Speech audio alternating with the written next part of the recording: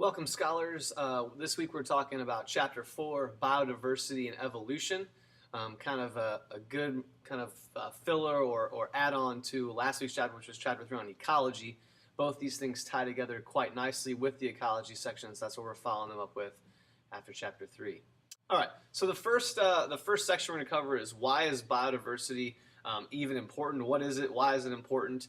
We're also going to talk about the different types of biodiversity. I mean, we know biodiversity means, diversity of life, because bio means life, diversity means many, so many different types of life.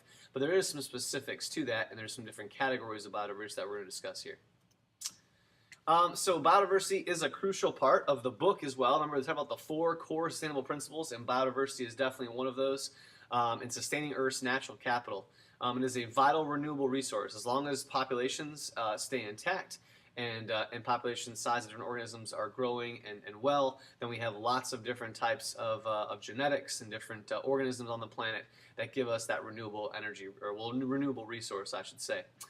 So there are different types of diversity. There's 3 different types. The major types are species diversity, ecosystem diversity, as well as functional diversity. We're going to throw in one more type when we add on to this next slide. So first of all, we'll start with species diversity. You're probably most familiar with. That's just the different number and abundance of species present in the different amount of ecosystems and communities that we have on the planet, whether it's aquatic or terrestrial.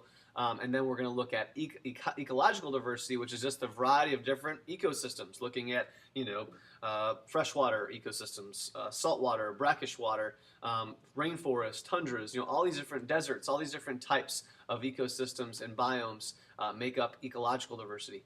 Functional diversity is actually different processes, the energy flow we talked about last chapter in Chapter 3, the matter recycling, which we talked about last in Chapter 3 too, and just how all those things kind of play a vital role in the functionality and the function of these different processes.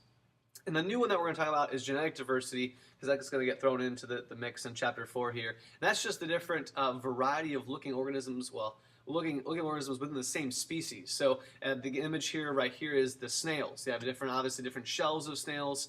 They might better fit their environment because of looking at just the way they look. They blend in the environment. They have good camouflage. Some of them might be better camouflage to suit the soil that they live in or the habitat they live in. So that different genetics allows that species a better opportunity to live on and thrive within whatever ecosystem that they're inhabiting.